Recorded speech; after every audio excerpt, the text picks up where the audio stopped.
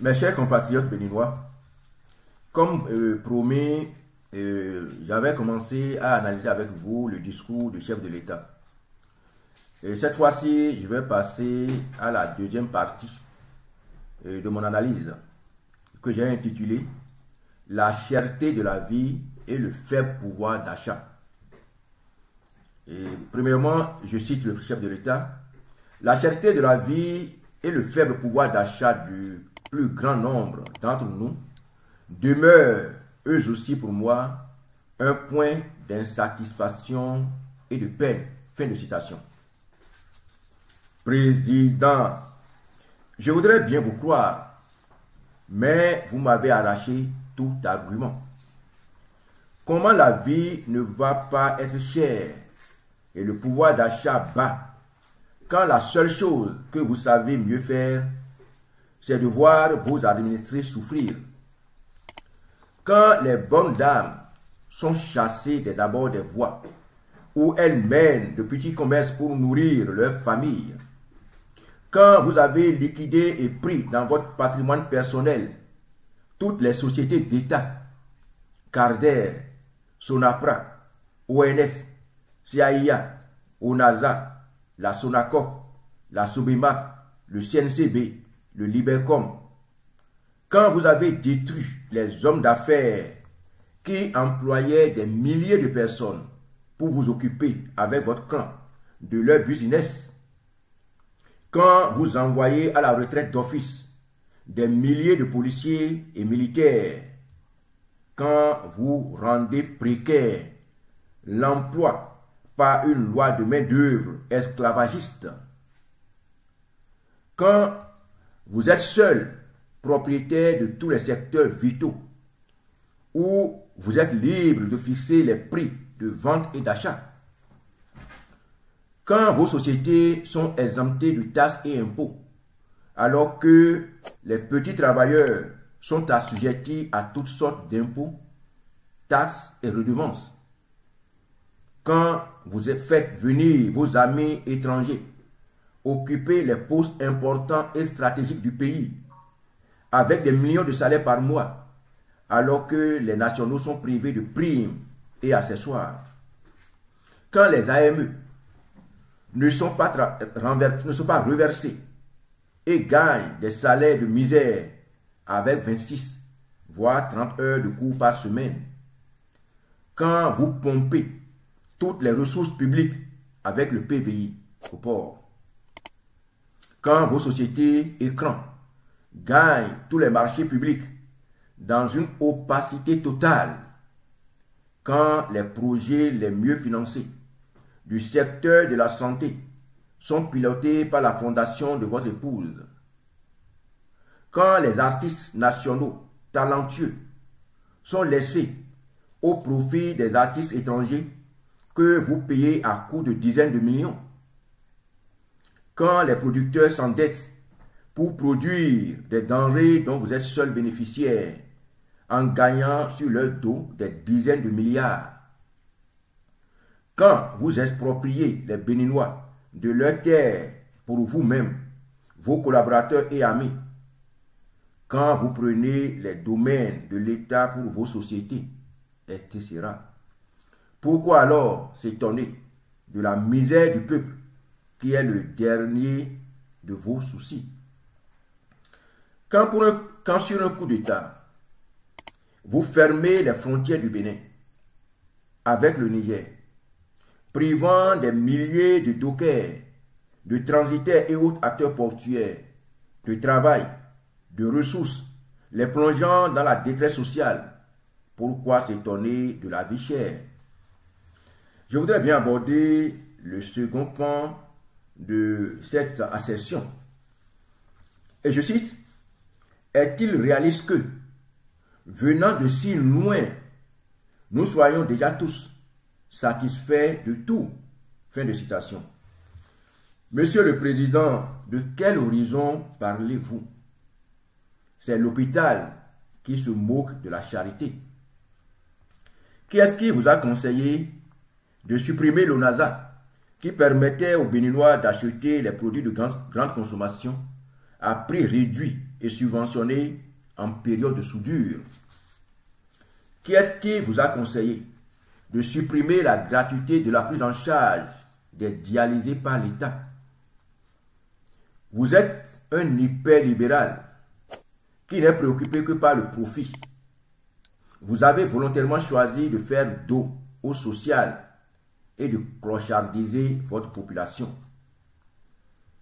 Je ne suis pas un adepte de l'amnésie, Monsieur le Président. Venant de si loin, parlons un peu de la rémunération des fonctionnaires et travailleurs à travers une étude comparative de l'augmentation des salaires sous le régime précédent et le vôtre, Excellence Monsieur le Président Patrice Talon. Je prends d'abord le SMIC.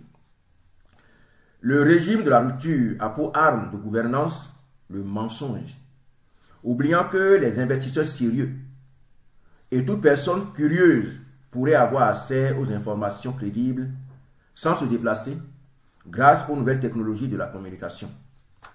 Sous le président Boni Yayi, les travailleurs béninois ont eu droit plusieurs fois à des augmentations substantielles de salaire. En 10 ans de gouvernance, certains fonctionnaires ont vu leur salaire multiplié par plus de 3. Les enseignants et les professeurs d'université peuvent en témoigner, comme les agents de santé et les agents d'autres corporations.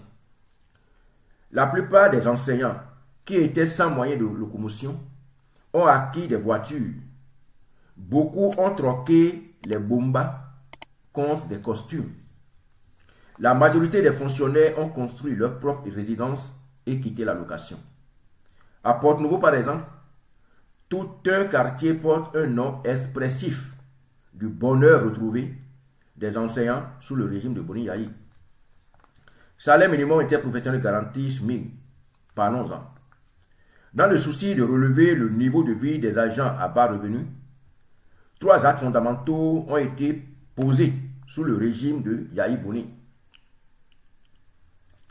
Par décret numéro 2007-453 du 2 octobre 2007 portant relèvement des salaires payés en dessous du montant du salaire minimum interprofessionnel garanti, SMIC, pour compter du 1er octobre 2007, le régime Yayi, 1 an et demi après son avènement, a déjà pensé à l'amélioration des conditions de vie des travailleurs par le réajustement de leurs revenus.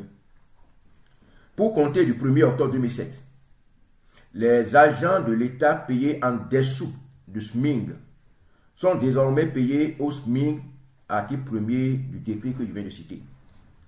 Les agents de l'État payés jusque-là en dessous du SMIC ont reçu un complément de solde de manière que leur salaire brut indiciaire ne soit pas inférieur au montant du SMIC, article 2 du décret cité.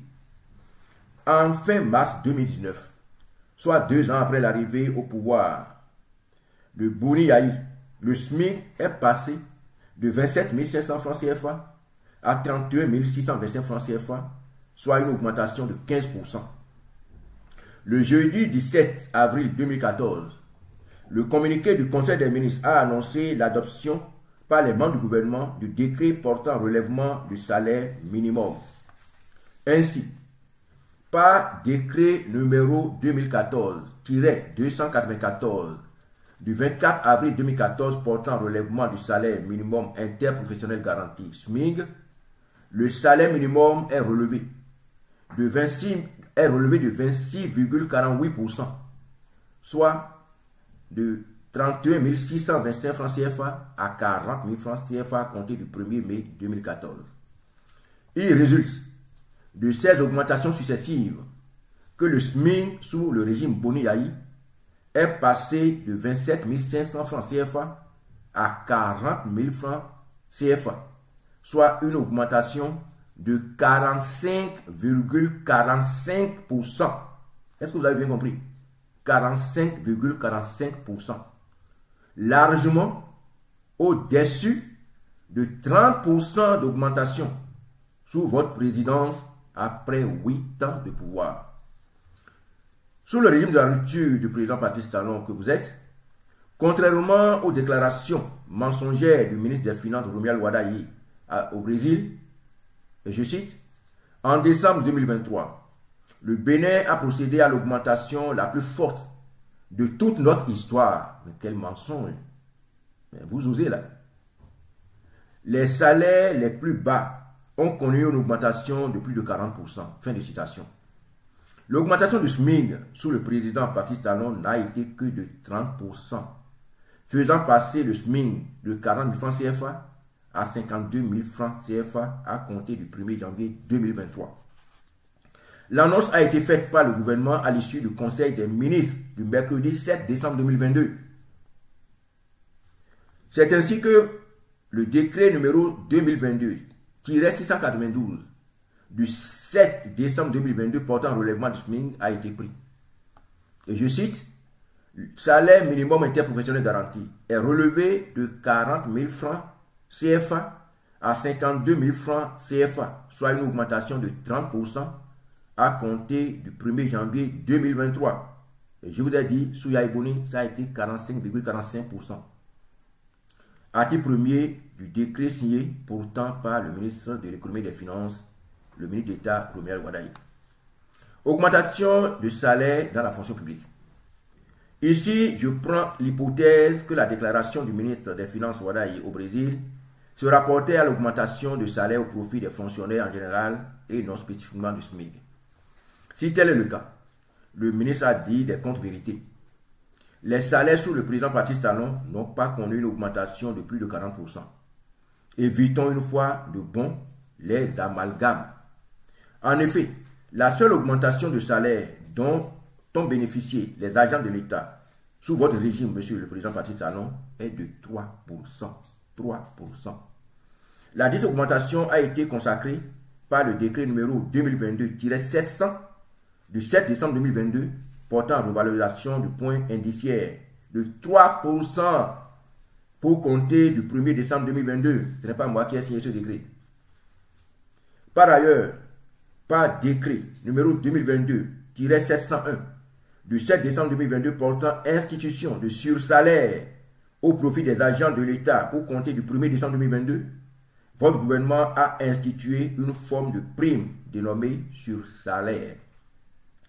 Ce sursalaire n'est pas à confondre avec une augmentation traditionnelle de salaire par valorisation du point d'indice, puisque ce sursalaire n'accompagne pas les agents à la retraite.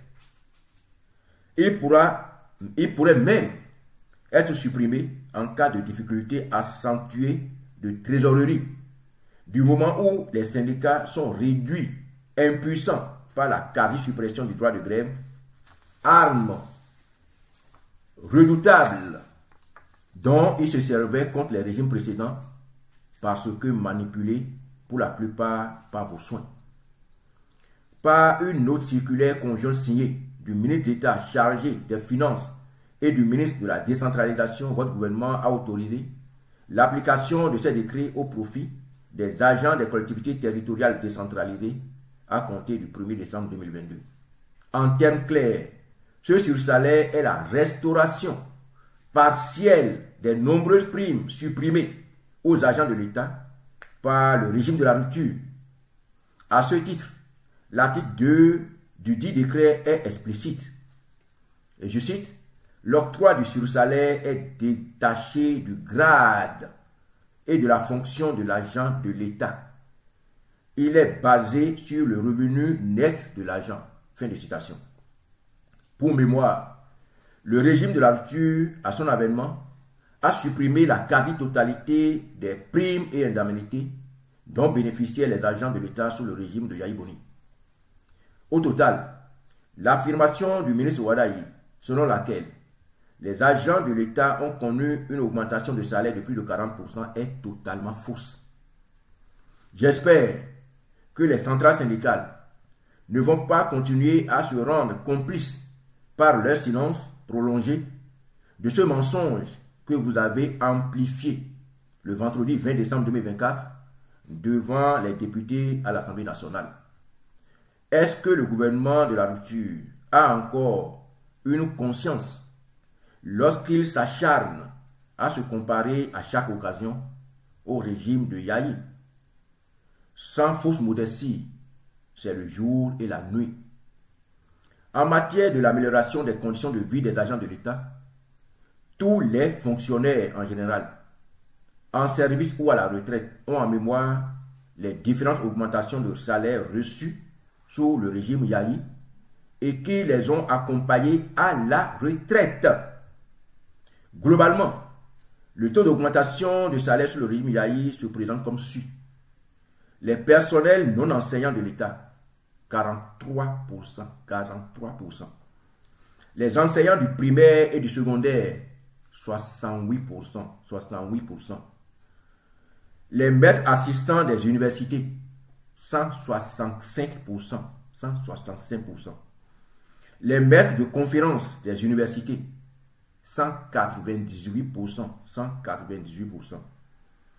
Les professeurs titulaires des universités, 218%, 218%. Voilà la réalité des frais. Voilà l'amélioration des conditions de vie et de travail des fonctionnaires sous le régime précédent. Tout ça, Monsieur le Président, ce sont les mauvais anciens temps. Voilà la réalité. Je vous remercie. Suivez-moi dans la troisième partie très prochainement.